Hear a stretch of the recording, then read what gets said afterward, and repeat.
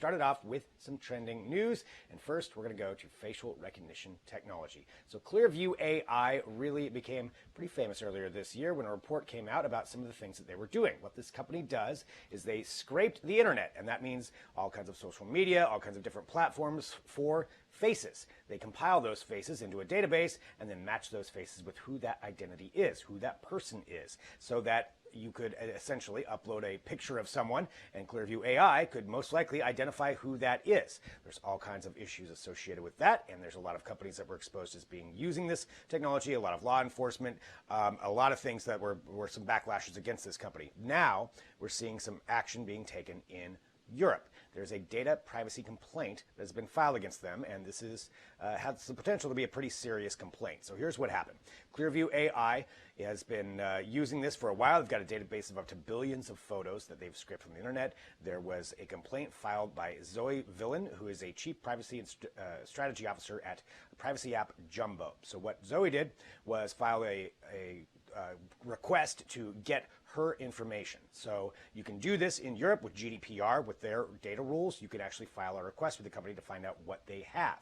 So she filed this request. Clearview was less than responsive, and eventually it got to the point where they did have her pictures, but they wouldn't reveal what they were being used for, who had used them, who had requested them, and so she filed this privacy complaint. So when you file a formal privacy complaint like this, it has the potential to the bottom line, cost the company millions of dollars. These, for severe breaches, it could be up to 20 million euros or 4% of the company's worldwide annual revenue. That is not a small hit. So this is one more example of companies and countries investigating Clearview AI. There's some complaints in Canada already. There's been certainly a lot of individual complaints that have gone on. So again, the backlash against the use of facial recognition technology in this manner continues on. So a big complaint right there. And that's a lot that I just said, and I know there's a lot of details that go along with this, but you can read more about it at digitaltrends.com, and I encourage you to do so. Continuing on, let's talk about some other trending news. Certainly Zoom has had, well, they've had a pretty big year. A lot of people using Zoom right now, a lot of people still working from home and trying to adapt to that, and Zoom is now adapting to that as well by launching some hardware. So they're launching hardware in conjunction with a partner company, D10Me, D-T-E-N-Me, and what this is essentially, it's that package you can get where you just open it up and everything works for Zoom. Now, we've probably all been in some Zoom calls or meetings where things didn't work like you wanted to, or, you know, there's always that person that can't quite figure out how it works. Well, this is supposed to be making that easier. So what it comes with is a 27-inch screen, which is basically a large tablet. And so it's a touch tablet. It's got 3 wide-angle cameras on it, so you can get the right camera view for what you're doing, for if you're presenting something, if you have something physical. That's the idea behind it. It also has 8 different microphones, so no more bad sound with it, and high-resolution video. So this thing comes where you can take it right out of the box. You set it up. It also is able to pair with your phone or a laptop to share your screen. And it's something that they're selling right now, so you can pre-order it. It's $599, so it is not inexpensive. But again, the idea is that this would just be a plug-and-play thing so that you can have all of your Zoom meetings and set up essentially a conference room at home. They're targeting business professionals right now, but this really, as things go on and as the world continues to adapt to how we work, you can see something like this getting it to be a little bit more popular. But that's, again, Zoom for Home is what they're calling this, Zoom for Home. And so that is something that's going to be out there now that you can pre-order. You can read more about it at digitaltrends.com. Continuing on with trending news, festival is certainly changing, and Tomorrowland is an annual EDM festival that is, of course, all online, like so many other things right now. And they're going to have over 60 performances, 60 different artists performing, 8 different stages, and they just announced who their headliner is going to be, and that is Katy Perry. Katy Perry going to be the headliner. So this festival is taking place July 25th and 26th. There's various different packages you can purchase. I was taking a look at it. You can get ones where you can go back and watch the rest of the festival, get day passes. You can buy family packs or party packs, however they want to call it. And with this, they're going to have fully interactive performances. So they've got these stages that are built in this world that they've created, this online world for Tomorrowland, a whole digital festival.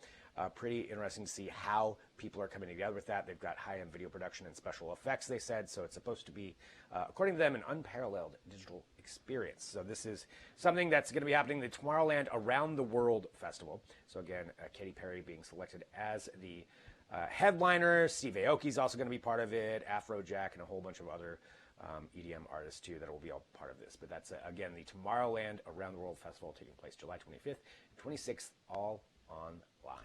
Continuing on, trending news for you. Let's talk about some e-vehicles went up. So we certainly know all manufacturers are trying to get into making more electric vehicles, and this is Nissan's latest foray into that. It's called the Ariya. So this is a pretty impressive vehicle when it comes to the tech side of things. Now, we all know the Nissan Leaf. This is more an SUV. So this SUV, this e-SUV, if you want to call it that, has, you can see the design right there and see what the look is, but really what it comes down to is the technology behind it is pretty incredible. So it's got a voice recognition system that will control all the features, supports over-the-air updates, like so many different vehicles are starting to do now. You've got built-in Amazon Alexa, it's got Apple CarPlay, Android Auto, all that stuff that comes with it for most things right now. It's also got ProPilot 2.0. So ProPilot 2.0 is an active driver monitoring system to enable hands-free driving on highways. So this is going to allow you to do that. We've seen this with a couple of other manufacturers who are doing this kind of thing, so that way it maps down. The look on that woman's face is pretty funny. But as it goes down the highway, it can tell, you know, when you're in a lane, even up to the point where possibly even changing lanes. So GM has this out right now. Ford says it's going to have its own come out for the Mustang Mach-E, but this is Nissan's version of that. It's also got something that's kind of interesting here with its pedal. It's called a Nissan e-pedal, which allows drivers to accelerate, slow down, and brake, all using a single pedal. So one single pedal is what you would use. Again, that's the Nissan Ariya, so you can take a look at that there at digitaltrends.com.